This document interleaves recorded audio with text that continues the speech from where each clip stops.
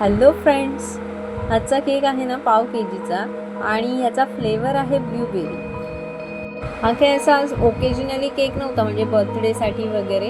हा त्यांना फक्त खाण्यासाठी केक पाहिजे होता घरात, छोट्या मुलीला आवडतो म्हणून त्यांच्या. तर मग डिझाईन काय करायचं ते माझ्यावरच होतं. त्यांना असं काही स्पेशल डिझाईन असं नको होतं, त्याच्यामुळे मी हा एक वेगळा प्रयोग केला. बघा कसा वाटतो. असं वाटतं डिझाईन नक्की सांगा. आवडलं तर लाईक करा. थँक्यू. श्री स्वामी समर्थ.